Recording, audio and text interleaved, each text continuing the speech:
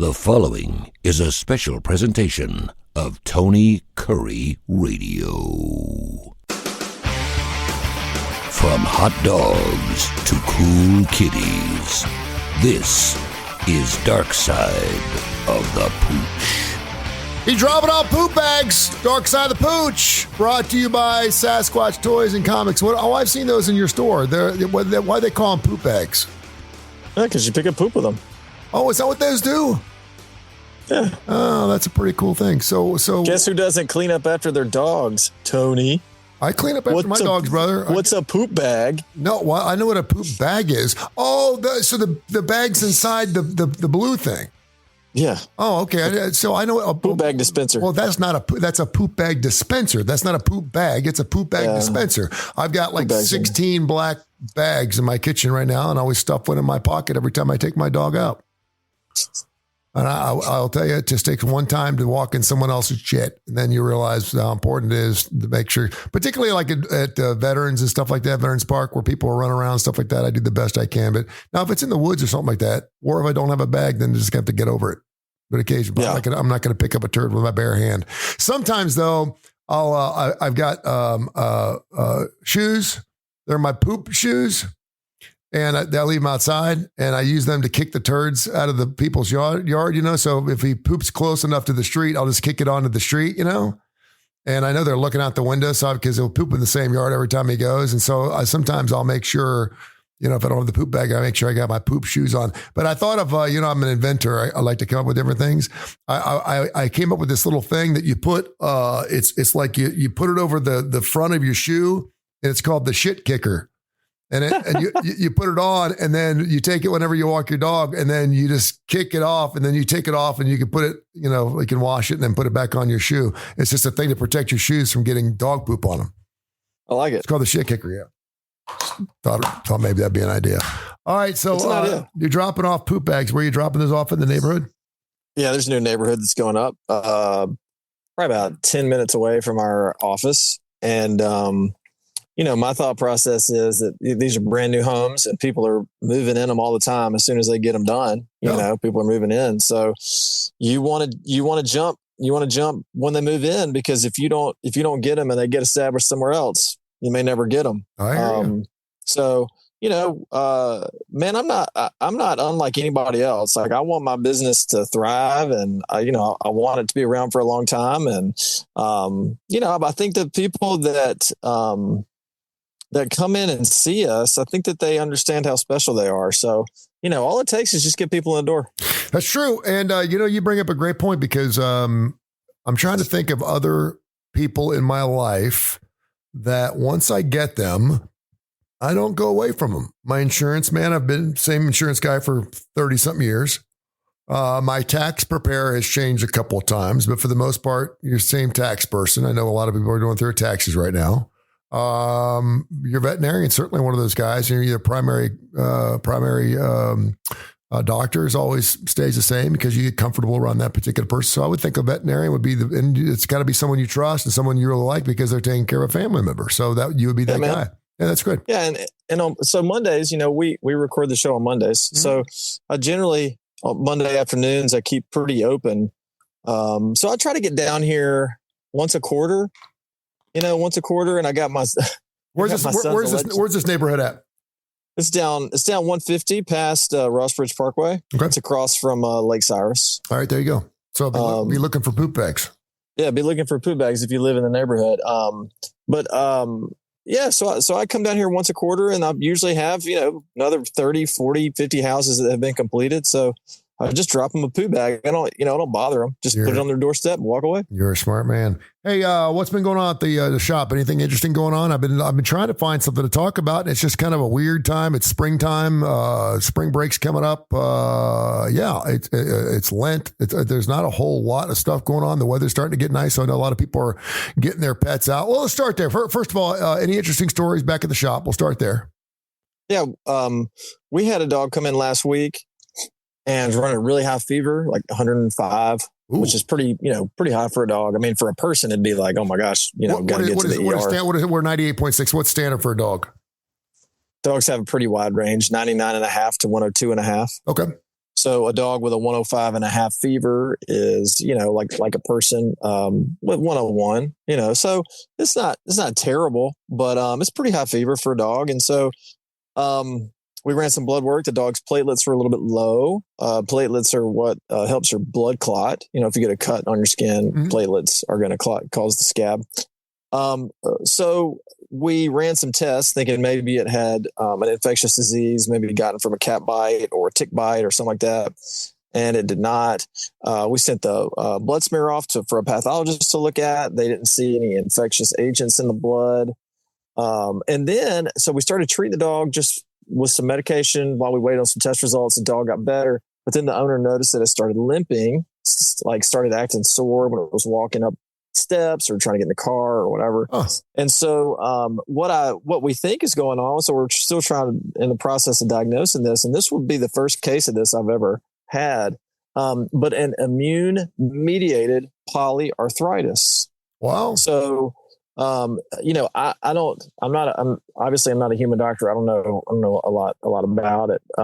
But I would think that maybe this could kind of be like rheumatoid arthritis in people.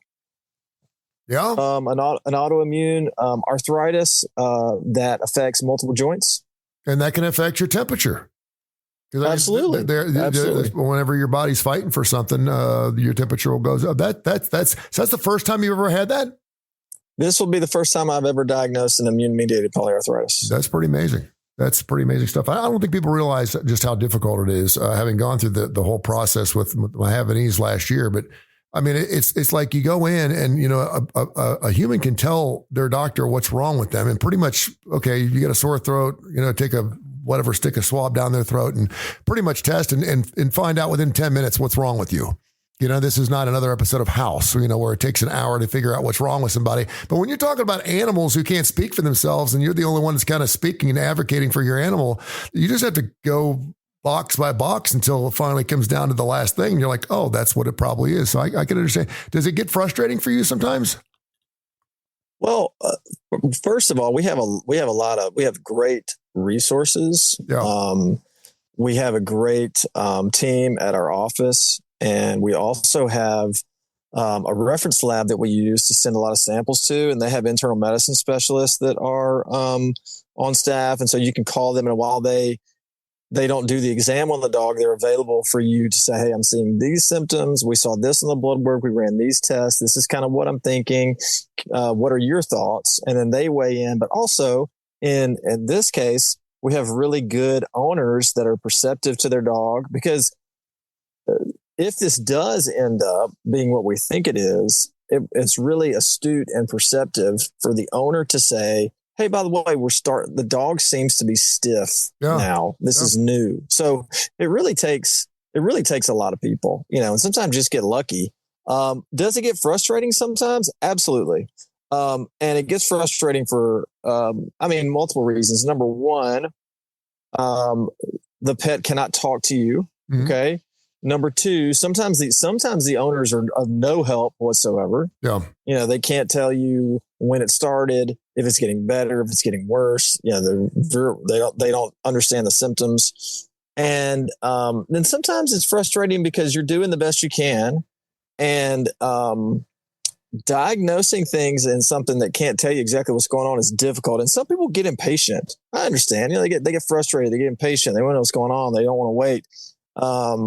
But that's just kind of the way it is. But weren't you the one? Didn't you tell me once that sometimes it's better off not to have the parent tell you what's wrong with the animal and just let you? Sometimes. Because because sometimes they don't know what the hell they're talking about. But sometimes if you would just put an animal in a room and you knew there's something wrong with it, you could figure it out within a few minutes just based on how the animal's performing or reacting to what you're doing. And obviously you have a lot of different types of tests you can do, but that's interesting. So we got this thing now where you the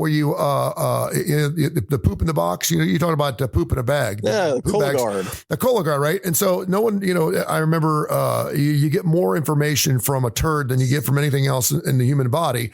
And that's always something that, because you have to mail it, you have to stick it in the mail, and you have to mail, and it's just, it's disgusting. It's more of an inconvenience than anything else because you have to go into the bowl. So now you can just do it with a plain blood test. So they're doing now, you could just do blood tests, and they can also do like the prostate thing, right? Was it called a PSA test? Yeah, PSA test. The last 2 times I've gone on for a prostate, no finger. It's just like, that's it. I mean, I'm like, I don't even get my money's worth anymore. I feel like you're disappointed. Well, they don't even let me a glass of wine first, for God's sakes. No kissing on the neck or anything. So yeah, the last 2 times I've gone on, they just do a PSA test and it's all good. So is there any possibility that we'd ever have that with our dogs? Because I know that's something that you always have to do. And I can't imagine sticking a wooden spoon up my dog's hoo-ha is very comfortable the first thing they do when they walk in your office. Man, we already have it. And talking about our reference lab. Our reference lab has a couple of tests. They're blood tests. They're cancer screening, cancer DX. There's a Nu-Q cancer test. Is kind of what they're called. And honestly, I feel like we were a little bit ahead of human medicine here, because now Cologuard, the makers of Cologuard, you see the commercial. We watch, I can't tell, like, if I'm old. I am old. I'm 42 years old, almost 43. But we watch the Game Show Network in my house all the time. And I think that it's because I have young kids. I have a 12-year-old, I have a 10-year-old and a 7-year-old. And what we find is that our kids are always needing things. So we can't commit to watching TV shows or movies, even if they're wholesome, and our kids are okay with seeing it, because we always get interrupted. Yeah. So we find that we will watch the Game Show Network. So the Game Show Network has all these commercials for medicine, medications, tests, Medicare, Medicaid, consider your audience. Yeah. Consider your audience. Yeah. So anyway, I saw this commercial for a new blood test that can detect like 50 different types of cancer. Well, we've had that in dogs for a few years. So maybe human medicine has too, but it's just now being marketed. But yeah, we've got we've got a few blood tests that can, within pretty decent accuracy, if the cancer is present, they're better at detecting if the cancer is present than if cancer is not present. And that's a different type of sensitivity and specificity in a test. Yeah. Okay. There's one test that can detect the 10 most common canine cancers with up to like 90% accuracy. Well, that's awesome. Press your luck, double whammies, which is my favorite. Yeah, growing up, Joker's Wild. Joker's Wild was like my favorite show of all time. I remember when they used to pull the thing and it would shake. Remember how messed up that thing was? The Joker's Wild was always fun.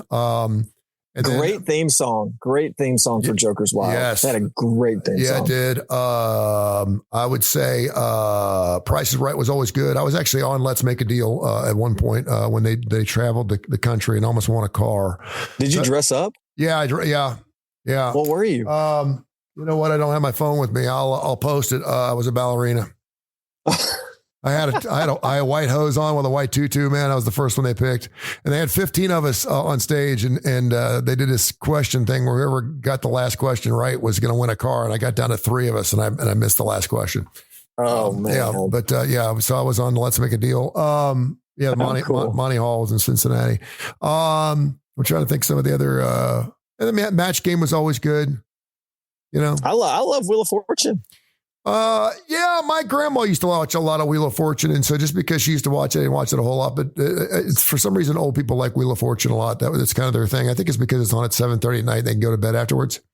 I like it because I like game shows where I'll tell you my least favorite game show is it's changed names now. The $100,000 Pyramid is my absolute least favorite game show because you cannot play along.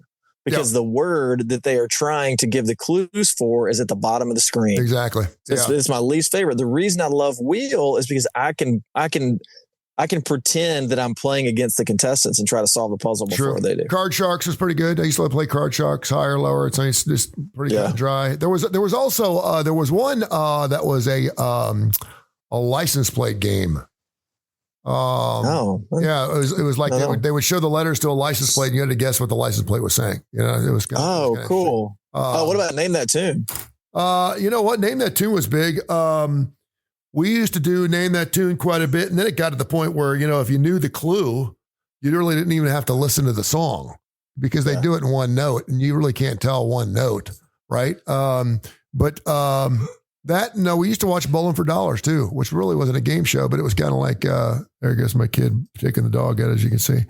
The whole place. It's almost like a reality show. Bowling for Dollars, almost like a reality show. Yeah. Do you remember Bowling for Dollars?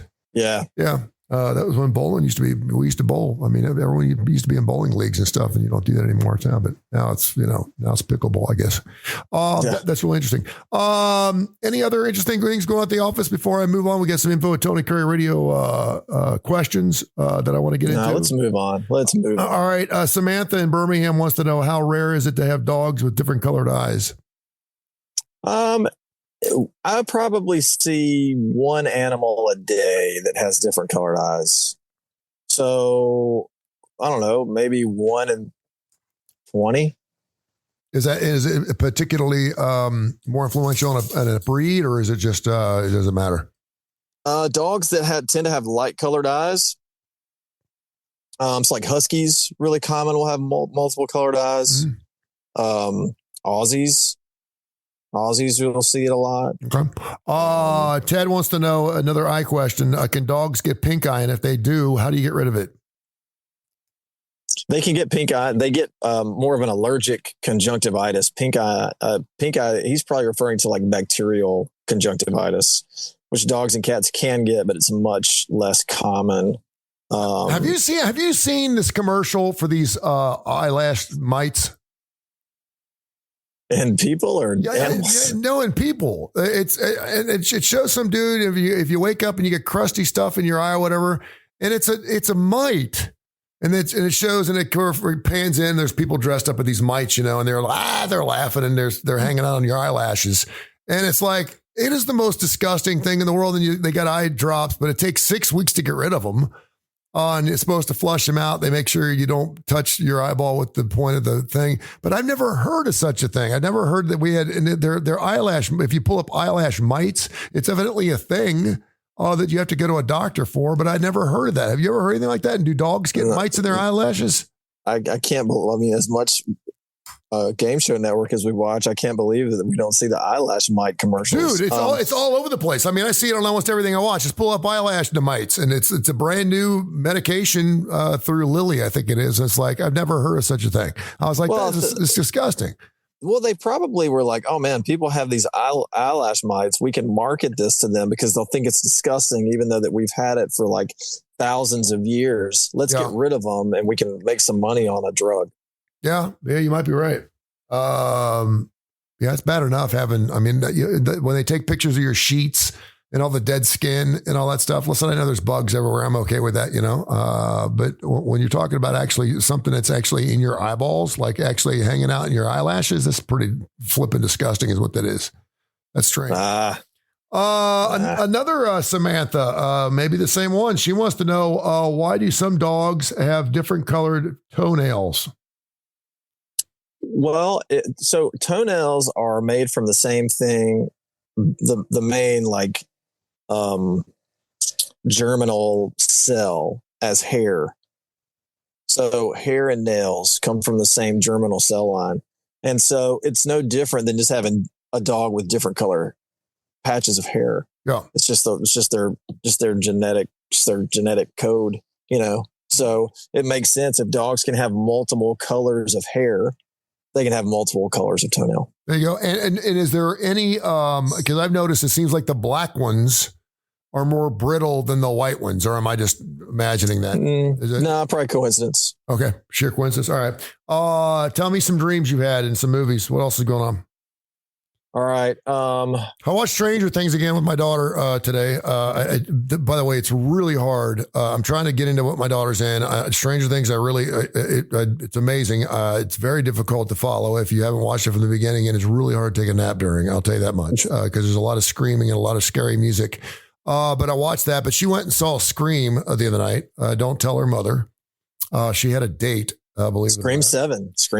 Yeah, she said, I said, you probably don't need to be seeing that because, she had a hard time watching Godzilla versus King Kong. And I was like, you probably don't need to be seeing something like, because I haven't seen like a movie like that in a long time. Like I used to, there was a movie I used to watch. It came on all the time on Saturday mornings called "It Came from Hell," and it was a tree.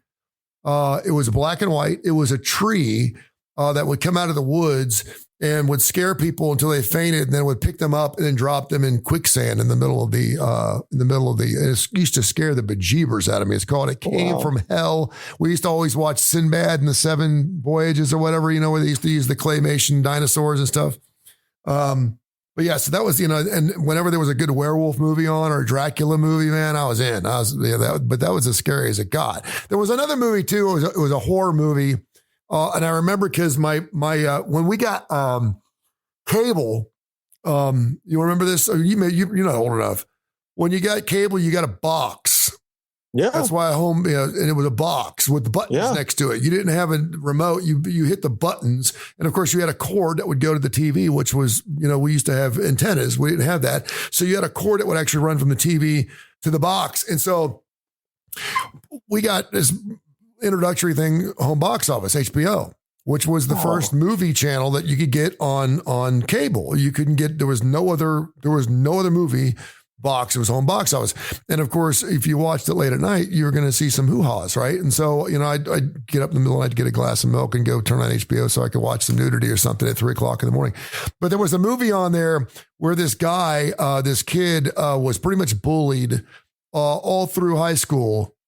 And then by like 4 or 5 different individuals. And then one by one, he killed them by these extraordinary means. Like he'd wait till a group was like in a camping area and then had this giant 80,000 pound rock roll over the tent.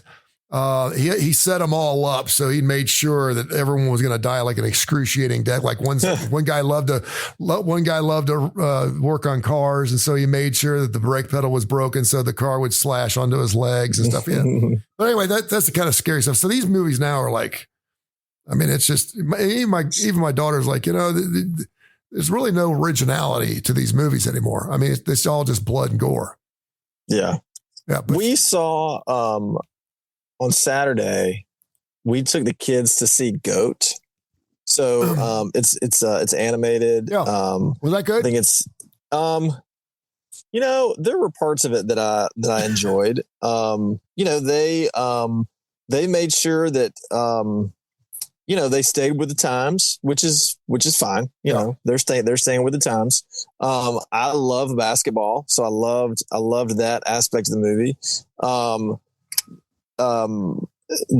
It's got funny parts. My kids really liked it. Good. So I only almost fell asleep one time. Good. So I think that was pretty good. But they had my favorite part of the movie there is towards the end, and I'm not giving anything away. Okay. But there was a really great cover of Crowded House, Don't Dream It's Over. Oh, great song. Yeah. In the soundtrack. It's a phenomenal song. Who did the cover? Do you know? I don't know. I need to look it up. But it was it's a fantastic song. It fits. That's a song to me that fits any mood. Yeah. Like you can be happy and really be into that song. It can be a happy song. Yeah. It can be a sad song. Those guys actually were a takeoff of a band that appeared on MTV called Split Enz. If you get a chance, I think two of the members of the band Split Enz, SPLIT, ENDZ, if you go check out, they had a song called One Step Ahead. Oh man, it's really easy, really simple, but the Split Enz, and as soon as you hear it, it sounds like Crowded House. It's really good. Go check out Split Enz if you get a chance. That is awesome. Oh, you gonna go see Hopper? That looks pretty good. The new anime movie called Hopper.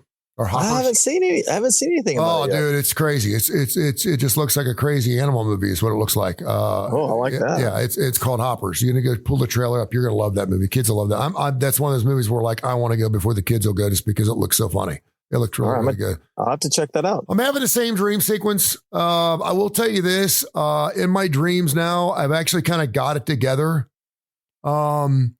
I still don't like some of the things I'm doing in my dreams because I'm kind of an a-hole and I'm not sure why I'm acting like that. I'm not really nice to the ladies in my dreams, but usually I'm very timid and insecure in my dreams, which should tell you about something. And no, like lately, I've got it going on. I wake up and I feel pretty good about myself. I'll put it that way. Yeah. But I'm not particularly nice in my dreams, which I'm not real happy about. I have been on I've been on a dream kick recently where I don't know if I can say this on the show.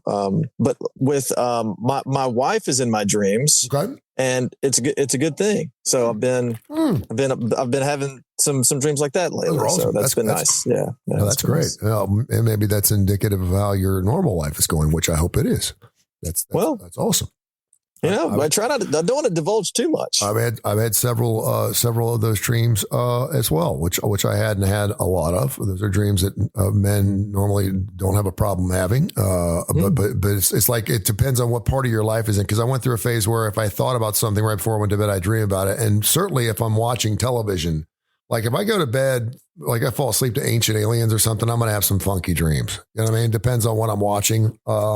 Sports events, not so much, but like Ancient Aliens, something like that, it's gonna throw me for a loop. Do you ever have trouble sleeping? You ever have trouble sleeping? No, not anymore. I mean, I used to, but man, but my problem now is staying sleeping. I'm good for 4 hours, man. I get to bed at 9:30. I will be up at 1:30 in the morning. It's just almost like clockwork. I got up last night at 1:30 in the morning. I get up, go downstairs, had a Pop-Tart, and fell back to sleep and woke up at 6.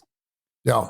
But I mean, so the same thing happens to me. Like the same thing happens to me. I'll wake up at like 3 or 4. And so I've been trying to figure out ways to go back to sleep. And sometimes, but so what I found is that if I occupy my mind, I will fall back asleep. But if I just sit there and think about how I need to go back to sleep, I got to work tomorrow or I got stuff to do, it never works. Oh. So recently, the first thing that I was able to do to like coax myself to go back to sleep was I envisioned back in the day when I played a lot of golf, my home course, I would play a round of golf in my mind and I'd be asleep after the 3rd or 4th hole. But then it got to where I can make it all the way through 18 holes. I still wouldn't go to bed. So I was like, all right, I got to come up with something else. It's hard enough to play 18 holes. Then you have to think about it before you go back to sleep. That's crazy. And then, so I started thinking, all right, how are some ways I can put my mind? So I would just grab a name out of thin air. Just grab a name out of thin air and then describe to them how to do a menial task. Like last night I woke up and I could not go back to sleep. And I said, okay, I am going to tell Mike how to change a tire from start to finish. And I was out before I changed the tire. Wow, that's weird. That's kind of strange, man. That's kind of weird. Normally I'll just say a couple prayers and I'll be halfway through Our Father. I'm out. I do that too sometimes. Yeah, but it's funny because when I do wake up after 4 hours, I am wide awake. I mean, I'm ready to go. I hit the floor running and I get downstairs and then I'll just put on some David Jeremiah or some televangelist or something. I don't know, whatever's on television. There's this U.S. Mint show. There's some coin show that's on every single night. And those guys are pretty good at selling coins. I got news for it. Makes me want to start a coin collection. I'm a little late, but yeah, I'll sit there and watch that stuff. And usually I'll be out. And then I wake up and I'm a little sore, but I'm here. So I'm glad we shared. All right. Brought to you by Sasquatch Toys and Comics. I went and saw Seth last week. I need to go get another snake, another rat for my snake. He still sells rats, by the way. If you have some snakes or reptiles that you need mice, feeder mice, everything from pinkies to the big dogs. My snake ate a rat like the size of my head the other day. It was the most amazing thing I've ever seen. A snake, the jaw drops. It's incredible. His mouth was a New York City sewer rat. It was killer. It was huge. Anyway, he's got over 300,000 comics. He travels the United States looking for toys that are still unopened in the box. He has super expensive stuff, super affordable stuff, cards, you name it, pogos, you name it. They got all kinds of wonderful stuff down there. Check out. And of course, if you're into comics, man, they've got what you're looking for. Sasquatch Toys and Comics right there in Citation Lane. Tell people how they can find you, my friend. You can call us at 208-0301. You can find us on Facebook, Ross Bridge Animal Hospital, or you can email us at rossbridgeanimalhospital@gmail.com. You rock. Have yourself a wonderful week. My birthday's on Saturday, by the way. I turned 60. Wow. Wow. So, by the way, I saw, thank you. I saw Jerry Seinfeld is coming to the BJCC Concert Hall. Is that something you'd want to do? I've seen Jerry before. I saw Jerry probably 2003 or 4-ish at Von Braun. Oh, wow. See, and I saw him at the concert hall the last time he was here, and the speaker systems were screwed up, and he just hammered on us.